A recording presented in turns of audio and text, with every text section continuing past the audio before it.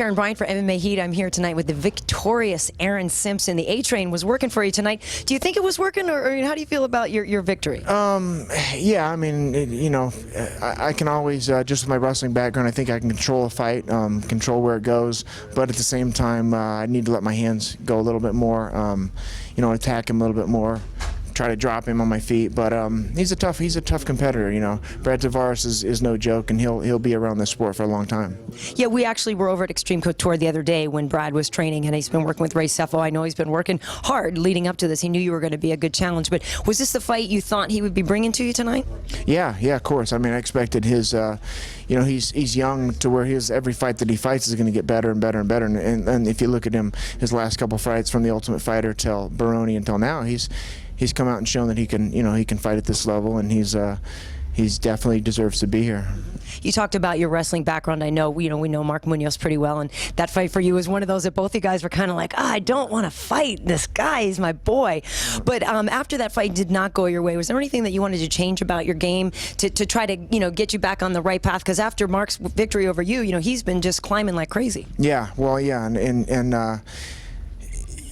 looking back at that fight now, there's some things I could have done in that fight that would have helped me, I think, a little bit more, controlling him on the ground. I got 5 takedowns in that fight, and so that's things I've been working on. When I do take someone down, really control him down there and inflicting some damage on him there. But all in all, he won that fight, and now I got to build my way back up. Well, you beat Miranda, so now you're on a two-fight streak. Is there anybody that you would ask to fight next if you could? No, I was supposed to fight Mayhem coming into this fight, and now it's, now I'm just, I got Brad, and now I'm just moving up. So we'll see, who they give me. Mm-hmm. Well, looking tonight at the fight card, obviously a fun fight anyway between middleweights Vanderlei Silva and Chris Lieben. What do you think of that fight? Who do you think will take that one? It's an exciting fight. I think that everyone's been looking forward to this fight just because those two guys go out there and try to take each other's heads off, and I don't know. I'm pulling for Chris just because I fought him before, and I like him. I think he's a good guy, and he's just a tough competitor. He's just got a the big head on him, and it's hard to knock down. Upcoming is a fight for your teammate Robbie Lawler. He'll be taking on Tim Kennedy. That's going to be a tough fight. Both those guys can definitely slug. I know Robbie. I've seen him fight a lot. He's got a lot to offer. But how do you think that fight will go? And are there things that you're working with him on in preparation for Tim?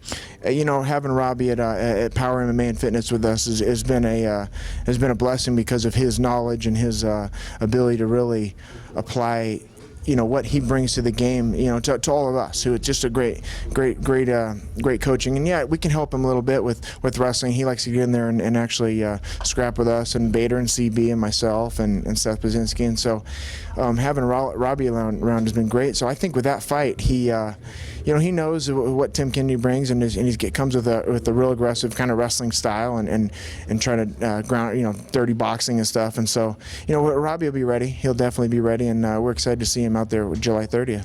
We were talking with Ryan about the fight with Tito, obviously, and how some people are saying it's a lose-lose for him in a way. If he loses to Tito, people are like, oh, you lost to a guy who hasn't won in so many years, and if you beat him, well, damn it, you retired a guy that a lot of people like. How do you view this, and just sort of in terms of what your teammate has to be going through mentally for this fight? Well, if you throw all the BS aside and you say there's just two guys going out there to fight, it's going to be a great fight because they both come to fight. You don't see them laying around or running from each other, whatever. The fact that it's Tito and all that he brings to a fight and all the the hoopla or whatever makes it a better for Bader because he's been training hard for this, and he is coming off a loss to John Jones, who now has the title. So he's got something to prove. There's a little chip on his shoulder, and I think we're going to see that tonight. So do you go party? Do you let loose? What do you do to celebrate? Yeah, a little bit. I got twins at home. I want to go home and see, but that's the biggest thing. How old are they? 3. 3, okay, yeah, I got one that's almost 5 years old. So I know the kids are awesome. 2 boys, 2 girls, one of each? Boy and a girl, and they're amazing. Nice, nice work. Well, congratulations to you, Aaron. Great job tonight. Thank you so much.